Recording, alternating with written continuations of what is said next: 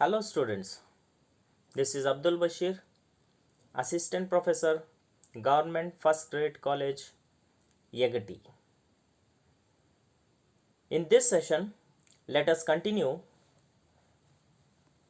the prose piece which we had started in the last class.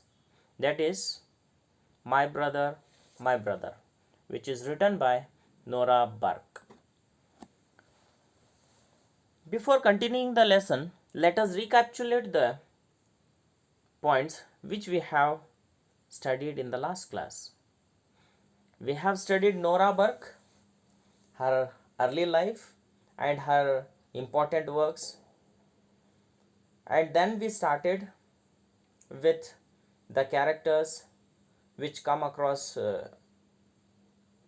my brother prose in that story,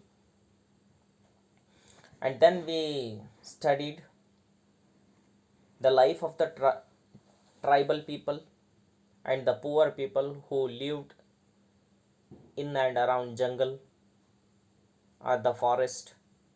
Jungle andre forest. And how Sher Singh courageously prepared and began his journey to the town for his brother's treatment. All these things we have studied in the last class.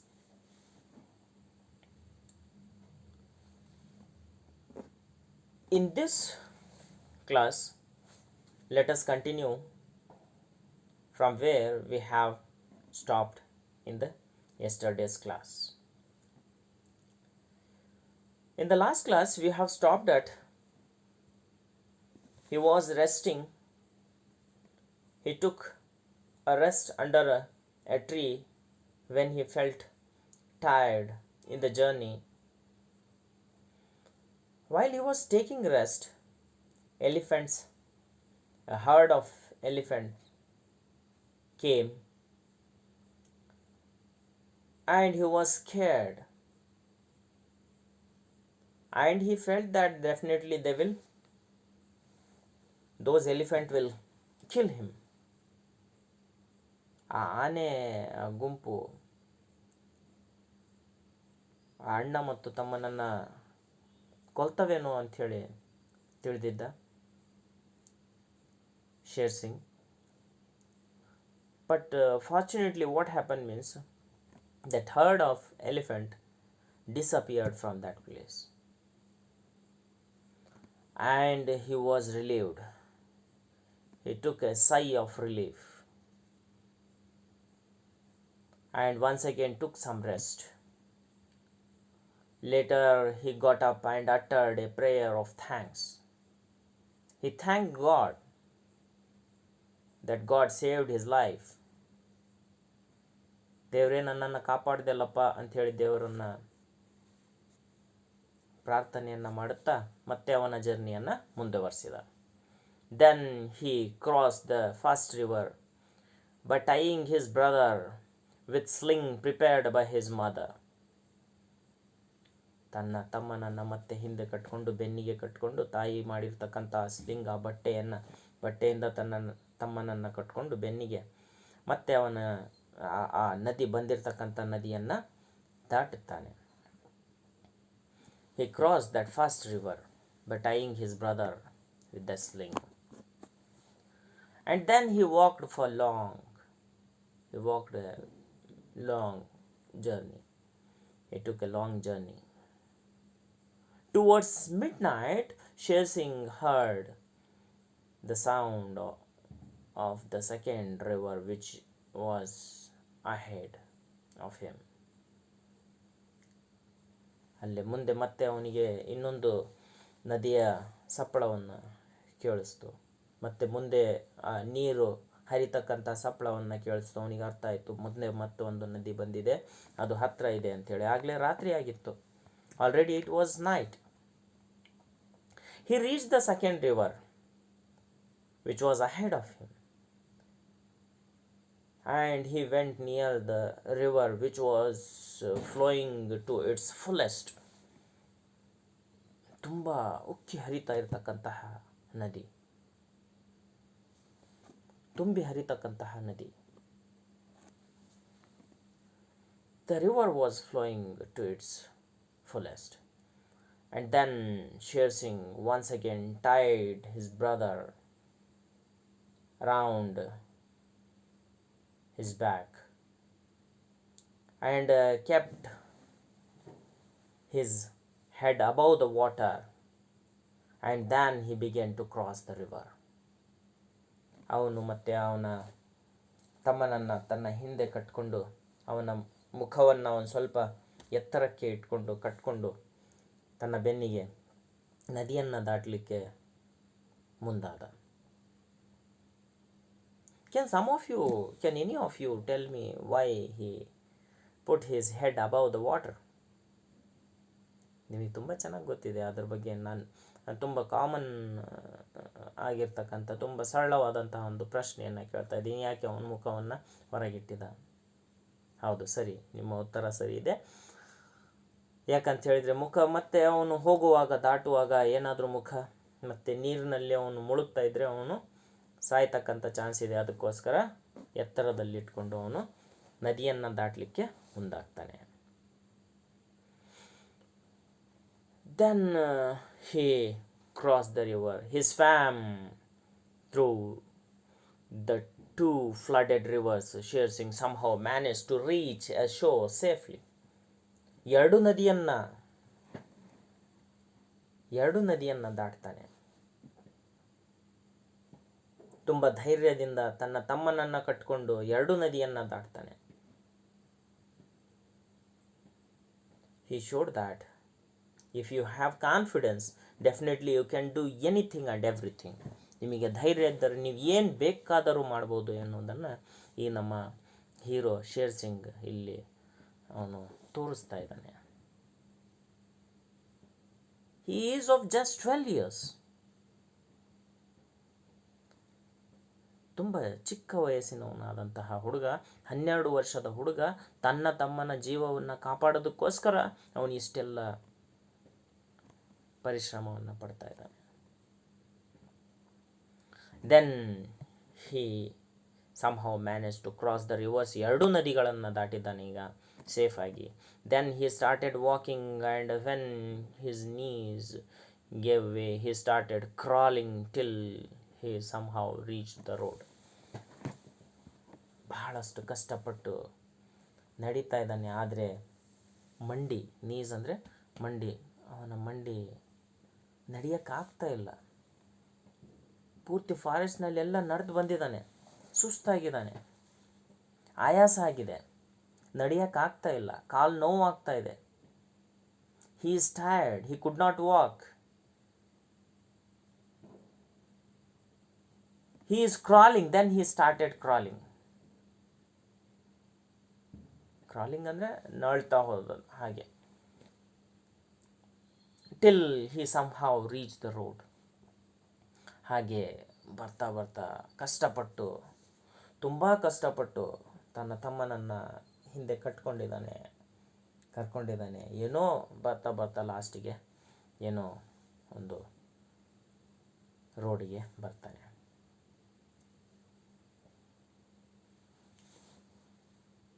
And then finally he heard yap of 5 dogs, and then he came across people. ಮತ್ತು ಆ ನಾಯಿಗಳು ಬೊಗಳ್ತಕ್ಕಂಥ ಒಂದು ಯಾವುದೇ ಒಂದು ನಾವು ನಮ್ಮ ಊರು ಬಂತು ಅಂಥೇಳಿ ಹೇಗೆ ನಾವು ಕಂಡು ಹಿಡಿತೀವಲ್ಲ, ಆ ರೀತಿ ಒಂದು ಆ ನಾಯಿಗಳ ಸಪ್ಪಳ, ಆ ದನಕರುಗಳ ಸಪ್ಪಳ ಅದೆಲ್ಲ ನೋಡಿಬಿಟ್ಟು ಅವನಿಗೆ ಈಗ ಊರು ಬಂದಿದೆ, ಹತ್ತಿರ ಬಂದಿದೆ, ಊರು ಬಂತು ಅಂಥೇಳಿ ಅವನಿಗೆ ಆ ನಾಯಿಗಳ ದನಿಯನ್ನು ಕೇಳಿದವಾಗ, ಆ ನಾಯಿ ಒದರ್ತಾ ಇರೋದನ್ನು ಕೇಳಿದಾಗ ಅವನಿಗೆ ಊರು ಬಂದಿದೆ ಅಂಥೇಳಿ ಅನಿಸುತ್ತೆ. Then he came across the people, ಮತ್ತು ಜನ ಕಾಣ್ತಾರೆ ಅವನಿಗೆ. From there he travelled in a bullock cart, ಬಂಡಿಯಲ್ಲಿ. ಮತ್ತು ಅವನು ಆ ಗಾಡಿ, ಎತ್ತಿನ ಗಾಡಿ ಅಂಥೇಳಿ ಹೇಳ್ತೀವಲ್ಲ, ಅದರೊಳಗೆ ಅವನು ತನ್ನ ಪ್ರಯಾಣವನ್ನು ಮುಂದುವರಿಸ್ತಾನೆ. Then a truck dropped them to the hospital at Kalaghat. ಮತ್ತು ಅಲ್ಲಿಂದ ಒಂದು ಕಾರ್ಟ್ ಇದೆಯಲ್ಲ, ಅದು ಸಾರಿ ಟ್ರಕ್ ಇದೆಯಲ್ಲ, ಅವನು ಮತ್ತೆ ಅಲ್ಲಿ ಬುಲಕ್ ಕಾರ್ಟಿಂದ ಅಲ್ಲಿಂದ ಟ್ರಕ್ಕಲ್ಲಿ ಹತ್ತುತ್ತಾನೆ. ಅದರೊಳಗೆ ಅವನು ಹತ್ತಿದವ, ಅಲ್ಲಿಂದ ಆ ಟ್ರಕ್ ಅವನಿಗೆ ಹಾಸ್ಪಿಟಲ್, ಕಾಲಾಘಾಟ್ ಹಾಸ್ಪಿಟ್ಲಿಗೆ ಅವರು ಇಬ್ಬರು ಅಣ್ಣ ಮತ್ತು ತಮ್ಮ ಅಲ್ಲಿ ತಲುಪ್ತಾರೆ. ತುಂಬ ಕಷ್ಟಪಟ್ಟು ತನ್ನ ತಮ್ಮನನ್ನು ಕರೆದುಕೊಂಡು ಬಂದಿದ್ದಾನೆ. And then when he woke up, when he was in a truck, when he was in a truck bringing his brother, he felt a little solace. ಅವನಿಗೆ ತುಂಬ ಆಯಾಸ ಆಗಿತ್ತಲ್ಲ, ಆವಾಗ ಒಂದು ಸ್ವಲ್ಪ ನೆಮ್ಮದಿ ಕಾಣ್ತು. ಆಯಾಸನೂ ಆಗಿತ್ತು, ನೆಮ್ಮದಿ ಕಾಣ್ತು. ಒಂದು ಸ್ವಲ್ಪ ವಿಶ್ರಾಂತಿ ಕಂಡ ತಕ್ಷಣ ಅವನಿಗೆ ನಿದ್ದೆ ಬಂದಿತ್ತು. ನಿದ್ದೆಯಿಂದ ಬಂದು ಎದ್ದು ನೋಡ್ತಾನೆ. ತಕ್ಷಣ ಅವನು ಮುಂದೆ ಹಾಸ್ಪಿಟಲ್ ಇರುತ್ತೆ. ಹೋಗ್ತಾನೆ, ತನ್ನ ತಮ್ಮನನ್ನು ಅಲ್ಲಿ ಹಾಸ್ಪಿಟಲಿಗೆ ಸೇರಿಸ್ತಾನೆ. ಅವನು ಹಾಸ್ಪಿಟ್ಲಿಗೆ ಸೇರಿಸಿದ ನಂತರ ಅವನ ಮುಂದೆ ಬಹಳಷ್ಟು ಪ್ರಾಬ್ಲಮ್ಸ್ ಎದುರಾಗ್ತವೆ. He had no money. ನಾವೇನಾದರೂ ಯಾವುದಾದ್ರೂ ಒಂದು ಸ್ವಲ್ಪ ಪೇಟೆಯಲ್ಲಿ ಹೋಗ್ತಾ ಇದ್ದೀವಿ ಅಂಥೇಳಿ ಹೇಳಿದವಾಗ, ಯಾವುದೇ ಒಂದು ಹಾಸ್ಪಿಟ್ಲಿಗೆ ಹೋಗ್ತಾ ಇದ್ದೀವಿ, ಯಾವುದೇ ಒಂದು ಕೆಲಸಕ್ಕೆ ಹೋಗ್ತಾ ಇದ್ದೀವಿ ಅಂತ ಹೇಳಿದವಾಗ ಬೇಕಾದಷ್ಟು ದುಡ್ಡನ್ನು ಎಲ್ಲದನ್ನು ಇಟ್ಕೊಂಡು ಹೋಗಿದ್ವಿ. ಆದರೆ ಈ ಹುಡುಗ ತನ್ನ ತಮ್ಮನನ್ನು ಕರ್ಕೊಂಡು ಯಾವುದೇ ದುಡ್ಡನ್ನು ಇಟ್ಕೊಂಡು ಬಂದಿಲ್ಲ, ಏನಿಲ್ಲ. ಯಾವುದೋ ಒಂದು ಧೈರ್ಯದ ಮೇಲೆ ಬಂದಿದ್ದಾನೆ. Anyhow he would get a free treatment in the hospital.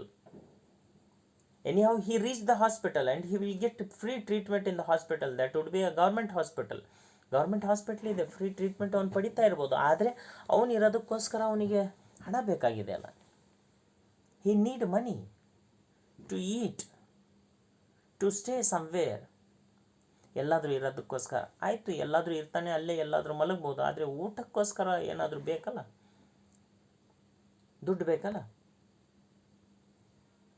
And then what he did means, every morning he went to the railway yard. His brother was getting treatment in the hospital. ಹಾಸ್ಪಿಟಲಲ್ಲಿ ತಮ್ಮ treatment ಪಡಿತಾ ಇದ್ದಾನೆ. ಆದರೆ ಇವನೇನು ಮಾಡಬೇಕಾಗಿದೆ? ಈಗ ಇವನಿಗೆ ಇರೋದು ಊಟ ಮಾಡೋದಕ್ಕಾದರೂ ಹಣ ಬೇಕಲ್ಲ. ಅದಕ್ಕೋಸ್ಕರ ಪ್ರತಿದಿನ ರೈಲ್ವೆ ಯಾರ್ಡಿಗೆ ಹೋಗ್ತಾನೆ. Went to the railway yard to the work and offloading ಕೋಲನ್ನು ಎತ್ತಿ, ನಾವು ಲೋಡ್ ಮಾಡ್ತೀವಲ್ಲ, ಏನು ಲಾರಿಯಲ್ಲಿ ಲೋಡ್ ಮಾಡ್ತಾ ಚೀಲವನ್ನು ಎತ್ತಿ ಹಾಕೋದು, ಲೋಡ್ ಮಾಡೋದನ್ನು ನೋಡ್ತೀವಲ್ಲ, ಅದೇ ರೀತಿ ಇವನು ಕೋಲನ್ನು ರೈಲ್ವೆ ಯಾರ್ಡ್ ಒಳಗೆ ಇವನು ಕೋಲ್ ಅಂತ ಹೇಳಿದರೆ ಇದ್ದಲು ಅಂತ ಹೇಳ್ತೀವಲ್ಲ, ಆ ಇದ್ದಲನ್ನು ಲೋಡ್ ಮಾಡೋದಕ್ಕೋಸ್ಕರ ಇವನು ಹೋಗ್ತಾನೆ. And he worked there every morning. He used to work there and he labored all day and earned money to prepare food and ate. ಪ್ರತಿದಿನ ಹೋಗಿ ಕೆಲಸ ಮಾಡ್ತಾನೆ, ಹಣವನ್ನು ಗಳಿಸ್ತಾನೆ. ಬಂದಿರತಕ್ಕಂಥ ಹಣದಲ್ಲಿ ಅವನು ಏನು ಮಾಡ್ತಾನೆ, ಏನಾದರೂ ಅಡುಗೆ ಮಾಡಿಕೊಂಡು ಊಟ ಮಾಡ್ತಾ ಇರ್ತಾನೆ. ಒಂದು ಸ್ವಲ್ಪ ದಿನ ಆಗಿರುತ್ತೆ, 2-3 ದಿನ ಆಗಿರುತ್ತೆ. ಅಷ್ಟರೊಳಗೆ when he went to the hospital every day. He used to visit the hospital to his brother. ಪ್ರತಿದಿನ ಹಾಸ್ಪಿಟ್ಲಿಗೆ ಹೋಗ್ತಾ ಇರ್ತಾನೆ. ಹೇಳ್ತಾನೆ, 2-3 ದಿನ ಆದಮೇಲೆ ಡಾಕ್ಟರ್ ಹೇಳ್ತಾರೆ, with the doctor's assurance of his brother's recovery, the story ends in a positive note. ಲಾಸ್ಟಿಗೆ doctor ಹೇಳ್ತಾರೆ, ಇಲ್ಲ, ನಿಮ್ಮ ತಮ್ಮ ಚೆನ್ನಾಗಿದ್ದಾನೆ, ಆರಾಮಾಗ್ತಾನೆ, ಏನಿಲ್ಲ, ಏನು ತೊಂದರೆ ಇಲ್ಲ, ಖಂಡಿತವಾಗಿ ಅವನು ಹುಷಾರಾಗ್ತಾನೆ ಅಂತ ಹೇಳಿದವಾಗ ಈ ಒಂದು ಪಾಸಿಟಿವ್ ನೋಟಿಂದ, ಏನು ಸಕಾರಾತ್ಮಕವಾದಂತಹ ಈ ಒಂದು ಸ್ಟೇಟ್ಮೆಂಟಿಂದ ಈ ಒಂದು ಸ್ಟೋರಿ ಏನು ಎಂಡ್ ಆಗುತ್ತೆ. ಪಾಸಿಟಿವ್ ನೋಟಿಂದ ಆಯಿತು, ಈಗ ಸ್ಟೋರಿ ಖುಷಿಯಾಗಿ ಒಂದು ಸ್ಟೋರಿ ಎಂಡ್ ಆಗುತ್ತೆ. ಆಯಿತು, ಅವನ ತಮ್ಮ ಆರಾಮಾದ ಅಂಥೇಳಿ ಆ ರೀತಿ ಅಲ್ಲಿ ಆ ಸ್ಟೋರಿ ಎಂಡ್ ಆಗುತ್ತೆ. This is the end of the story. What we have seen here in this story is that how these tribal people suffer a lot. We can also note that how they struggle hard in their life, and they have a lot of confidence in them. We can see in this story itself how a young boy of 12 years he took courage and he brought his younger brother on his back to the hospital with so much of courage, and he got his brother treated, and his efforts bear the fruit, and finally his brother was all right. ಈ ರೀತಿ ಯಾವ ಒಬ್ಬ ಚಿಕ್ಕ ಬಾಲಕ, 12 ವರ್ಷದ ಬಾಲಕ ಯಾವ ರೀತಿ ತನ್ನ ತಮ್ಮನನ್ನು ಕರ್ಕೊಂಡು ಬಂದು ಅವನು ಹಾಸ್ಪಿಟ್ಲಿಗೆ ಸೇರಿಸ್ತಾನೆ. ತುಂಬ ಧೈರ್ಯದಿಂದ ಕಾಡಿನಲ್ಲಿ ಆ ಮೃಗಗಳು ಇರ್ತವೆ ಅಲ್ಲಿ, ಆ ಎಲ್ಲದರಿಂದ ಪಾರಾಗಿ ನದಿಗಳನ್ನು ದಾಟಿಕೊಂಡು ಬಂದು ಅಷ್ಟೆಲ್ಲ ದೂರ ಬಂದು ಒಬ್ಬ ಚಿಕ್ಕ ಹುಡುಗ ತುಂಬ ಧೈರ್ಯದಿಂದ ಈ ಕೆಲಸವನ್ನು ಮಾಡ್ತಾನೆ. What we have to learn from this lesson is we should have courage. ನಮಗೆ ಧೈರ್ಯ ಬೇಕು. ಯಾವುದೇ ಒಂದು ಕೆಲಸ ಮಾಡಬೇಕು ಅಂತ ಹೇಳಿ ಧೈರ್ಯ ಬೇಕು. ಧೈರ್ಯ ಇದ್ದರೆ ನಾವು ಏನು ಬೇಕಾದರೂ ಸಾಧನೆ ಮಾಡ್ಬೋದು. ಛಲ ಇದ್ದರೆ ನಾವು ಏನು ಬೇಕಾದರೂ ಮಾಡ್ಬೋದು. ಯಾವ ಕೆಲಸ ಬೇಕಾದರೂ ಮಾಡ್ಬೋದು.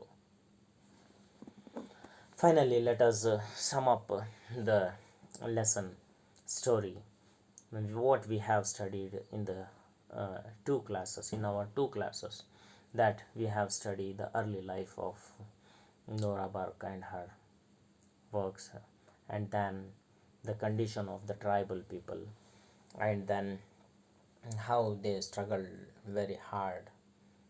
All these things we have studied. What you have to learn from this lesson is that you have to learn that you should have courage to do whatever work you do.